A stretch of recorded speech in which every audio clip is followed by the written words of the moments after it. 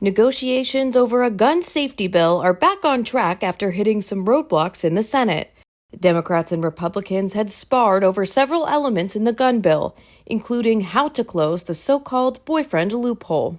That rule change would prevent people convicted of abusing a dating partner from buying a gun. Current law only prevents people accused of abusing a spouse or serious long-term partner from obtaining a firearm. Every year, more than 600 American women are shot to death by intimate partners. That's one woman shot to death every 14 hours. So I want you to picture that number, 600 every single year.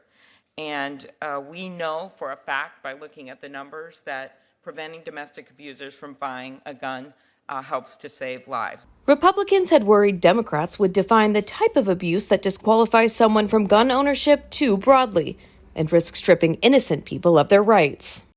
Then there was a dust-up over so-called red flag laws, or laws that allow a court to take away the guns of someone who's been deemed a threat. After the Florida shooting, the Parkland shooting, then Governor Rick Scott signed into law a so-called red flag law, a law that with due process protections makes it possible for local law enforcement to remove a gun or guns from someone who's demonstrably a threat to themselves and others. But Democrats wanted to withhold money from states that declined to pass red flag laws, and Republicans had wanted to make sure states would still get funding in those cases. There was a lot of desire on both sides to include additional things, but they were excluded in large part because of our necessity of getting to 60 votes in order to get a bill.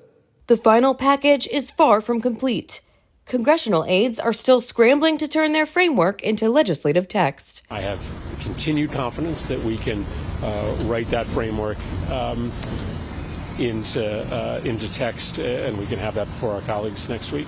Lawmakers are hoping to pass the bill before Congress leaves town for the July 4th recess. Sarah Westwood for the Washington Examiner.